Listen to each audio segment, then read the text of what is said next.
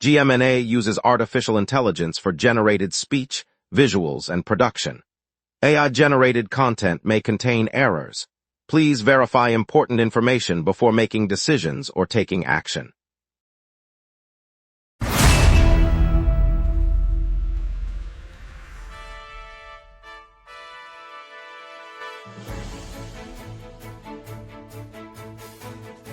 Live from the GMNA News Center, this is the Lunch Break News Hour.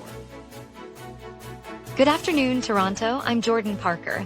A tentative 3-year deal between Ford and Unifor gives auto workers some certainty, while GO train crews force Saturday delays across the network. And traffic, building around the RBC Amphitheater and Lake Shore. Over to you, Nathan. The Moonlight Cruise 2026 departs from Harbourfront Centre on Friday evening, offering a 3-hour scenic tour of Lake Ontario under the city skyline. Tickets are priced at $35 for adults and $20 for children, with a limited early bird discount available until Wednesday night. The cruise includes live acoustic performances, a complimentary beverage service, and a narrated history of Toronto's waterfront, all while maintaining social distancing guidelines. Boarding begins at 6:30 p.m. with the first departure scheduled for 7 p.m., plenty of space to enjoy the sunset. Lots to get to, let's begin. Good morning, Toronto. Ford Motor Company and the Unifor Union are set to seal a tentative 3-year labor agreement covering roughly 5,000 Canadian auto workers. The deal would span 6 facilities, 5 plants in southern Ontario and 1 in Alberta, and replace the current contract that expires later this year. Negotiators said the proposal balances wage growth with a commitment to keep production lines operating at full capacity. If ratified, the agreement would lock in wages and benefits through the end of 2029, providing stability for workers and certainty for the automaker as it ramps up electric vehicle output. Unifor officials indicated that the tentative pact will be presented to members for a vote in the coming weeks, with a final signature expected before the summer shutdown period. Negotiations have spanned several months after the prior deal expired earlier this year. Yesterday, the Toronto Blue Jays used their first-round slot in the Major League Baseball draft to select left-handed pitcher Cole Carlon out of Arizona State University. The Sun Devils, southpaw, went 39 overall. Joining a growing pool of young arms, the club hopes will bolster its rotation in the coming years. Carlon, a senior who posted a sub-2.0 earned run average and a strikeout rate above 9 per 9 innings, impressed scouts with his command and a developing secondary offering. Toronto's general manager said the pick reflects the organization's commitment to adding domestic talent with high upside. The draft, held in Texas, allows each team to claim amateur players from high school and college ranks, and the Blue Jays' selection marks their latest move toward rebuilding the pitching staff. Fans in the downtown core celebrated the choice, hoping Carlon will soon make his way to the big leagues. Metrolinx confirmed that GO train service across the Greater Toronto Area suffered widespread delays and cancellations yesterday afternoon due to crew restraints. The shortage of available train crews forced the operator to suspend several scheduled trips on the Lakeshore West, Lakeshore East, and Milton lines, leaving commuters stranded at stations from Union to Oshawa. Metrolinx officials said the staffing shortfall stemmed from unexpected absences and a lag in recruiting qualified personnel, a challenge that has periodically affected service reliability. Riders were advised to seek alternative transit options, such as TTC subways or bus routes, while the agency worked to reassign staff and restore partial service by evening. Hundreds of riders endured extended travel times and missed appointments as they waited for updated schedules. The disruptions underscore the ongoing operational pressures facing the region's commuter rail network. The Dallas Wings rolled past the expansion Toronto tempo with a 108-95 victory on Tuesday in Montreal's Bell Centre. Freshman Phenom Paige Buchers poured in 34 points, leading the Wings to a comfortable margin. The game drew 20,996 fans, setting a new WNBA regular season attendance record. The crowd eclipsed the previous mark of 20,350, underscoring growing interest in women's basketball across Canada. It also marked the Tempo's inaugural appearance as the league's latest franchise.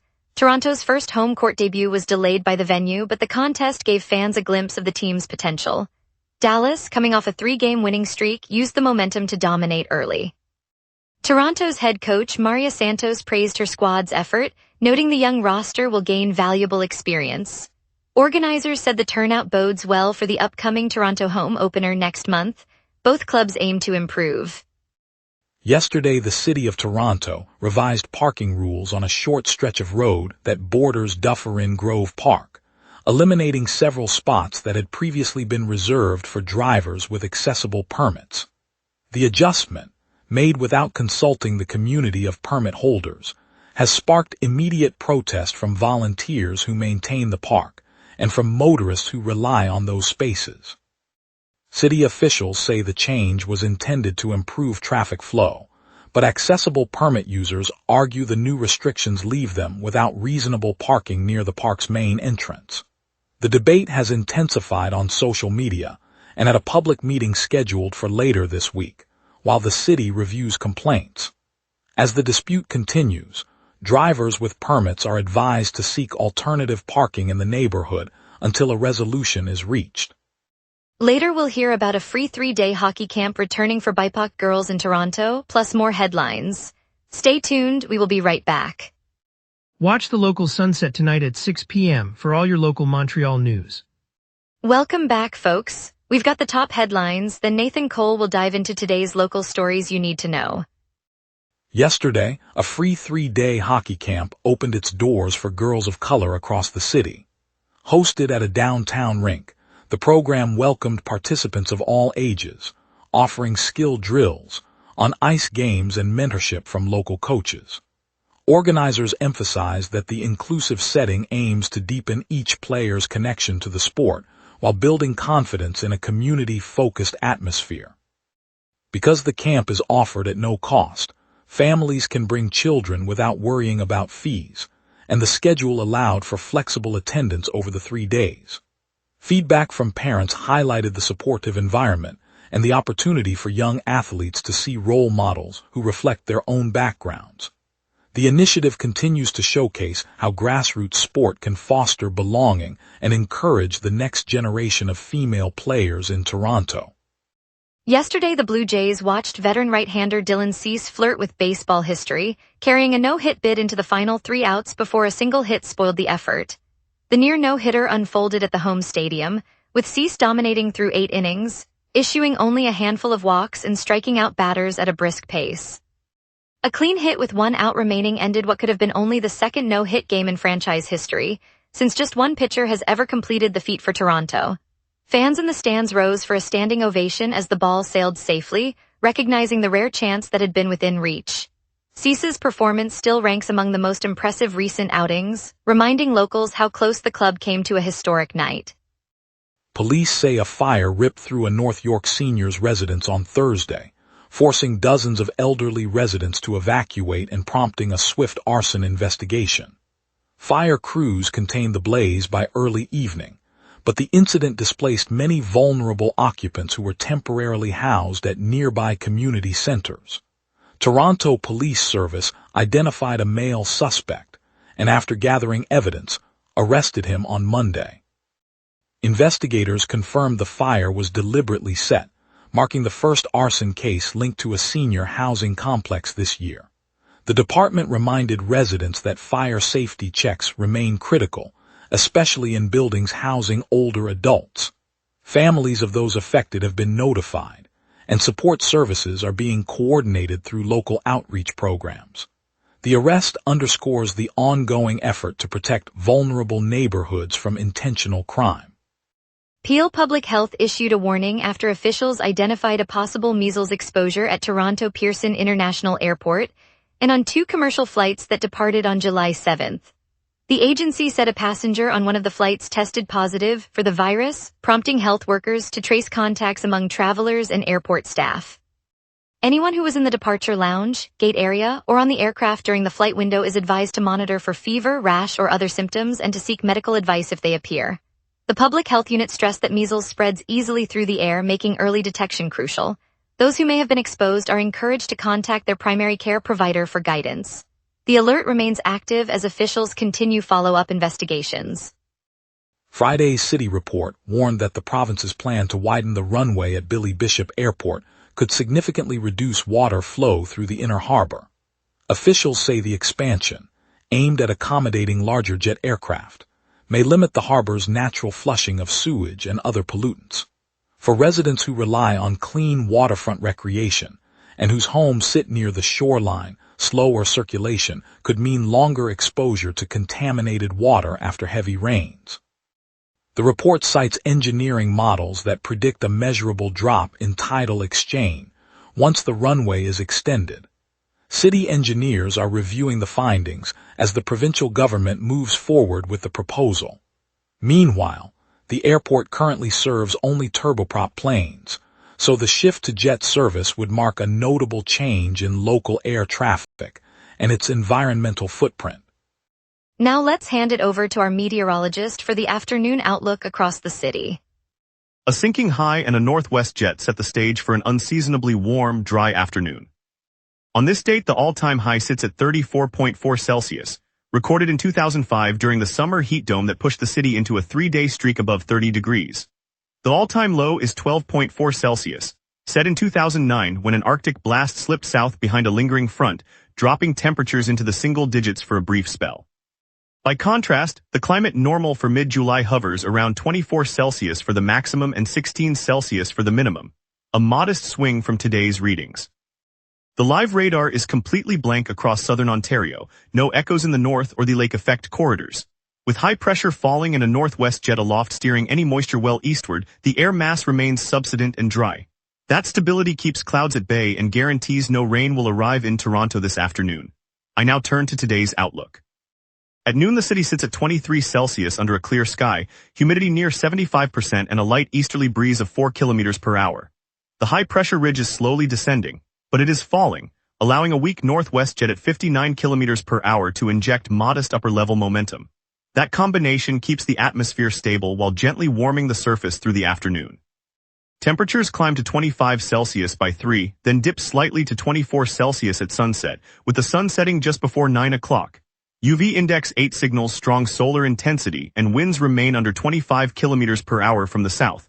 No weather alerts are active. With the day set, let's look ahead to the 5-day trend.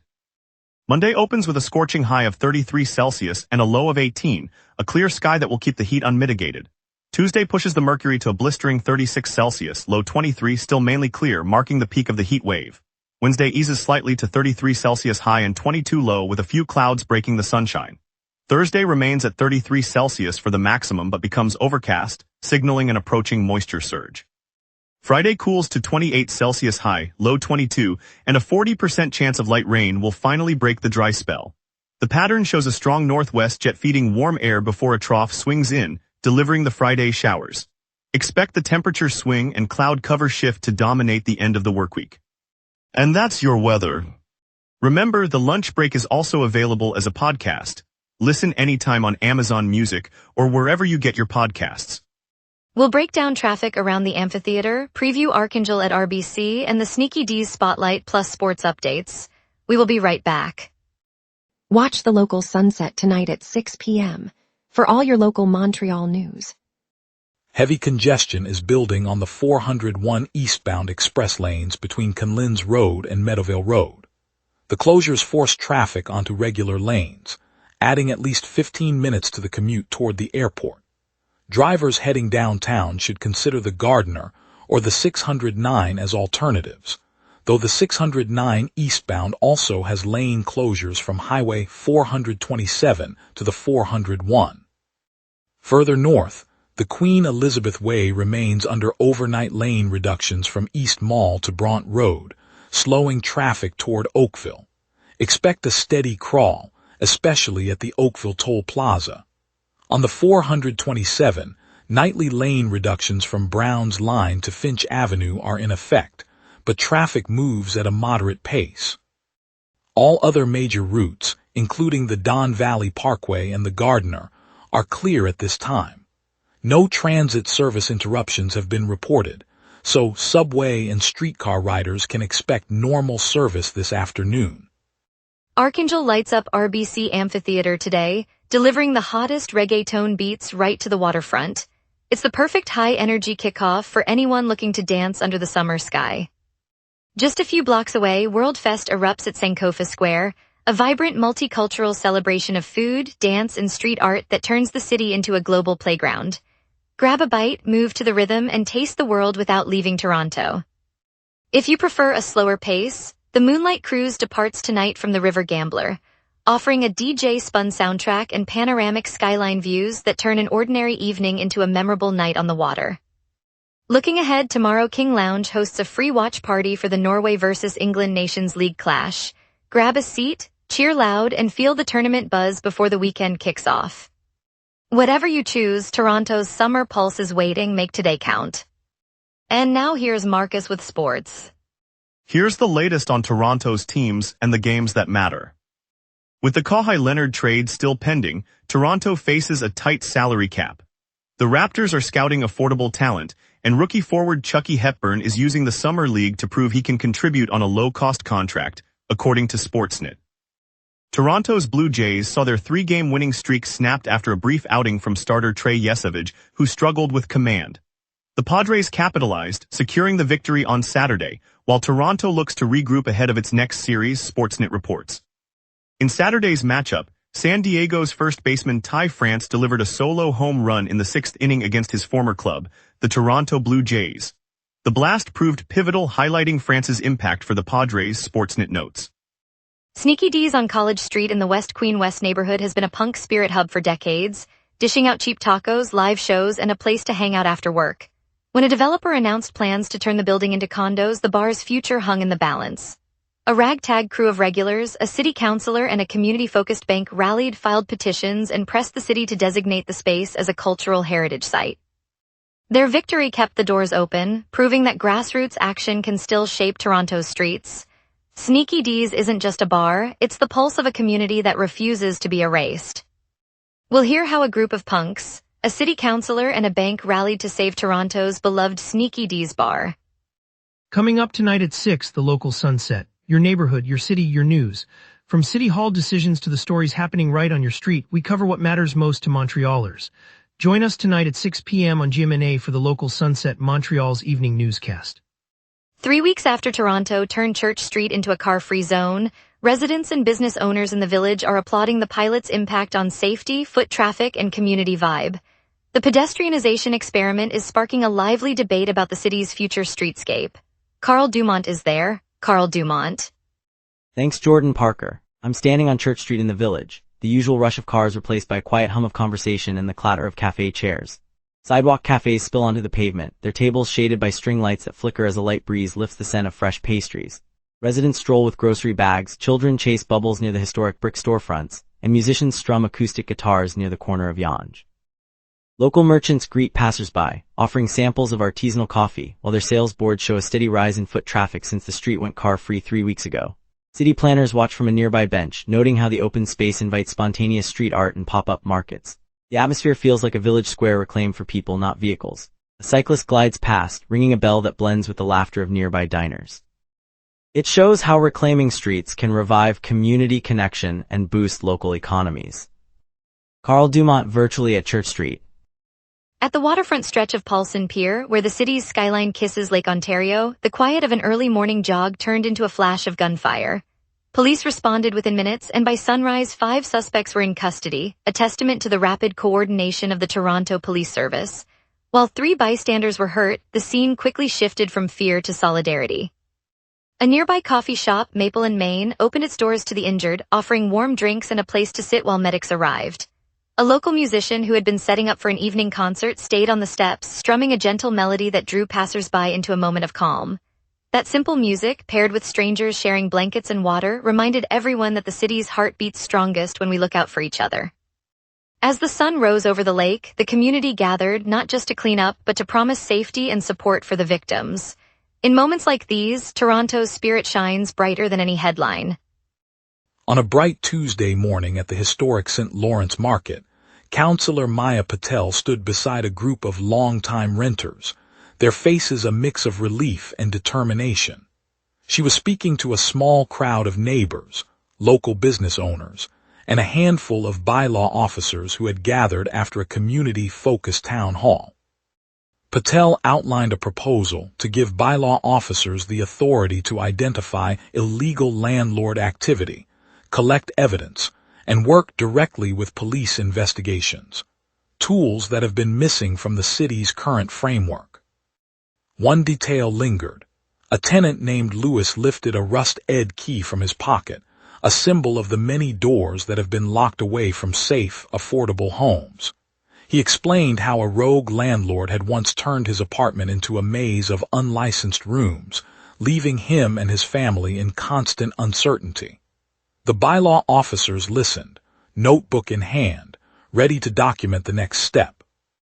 When the council voted unanimously to adopt the amendment, applause echoed through the market's vaulted ceiling, and Lewis smiled, feeling the weight of his key grow lighter. Toronto's neighborhoods are stronger when we look out for each other.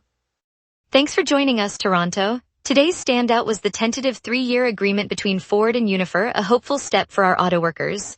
Stay tuned for tomorrow's headlines and have a great afternoon.